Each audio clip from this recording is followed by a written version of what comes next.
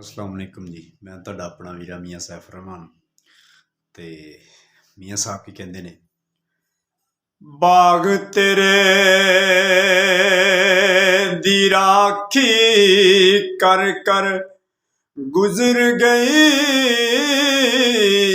उम्र सारी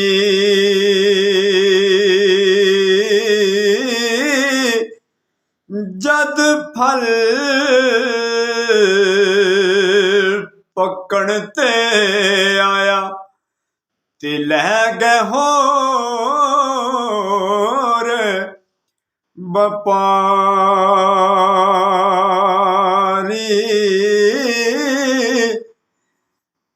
ते तेरियां रब्बा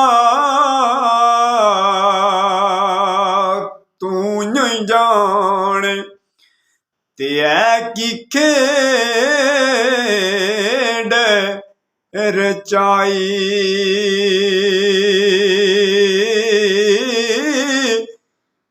बंदे रात नू भुखे सौवण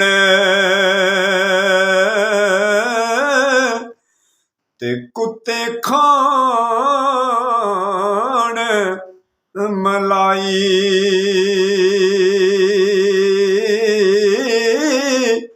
ते मियाँ साहब कहते ने बहुत वड्डी गल की मियाँ साहब ने कि इस जग ते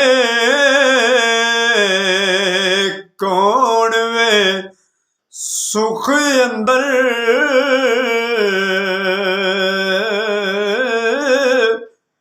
हर कोई दुखियारा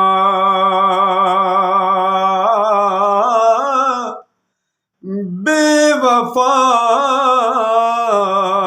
सुनार मुहम्मद ते ठग बाजारी सारा।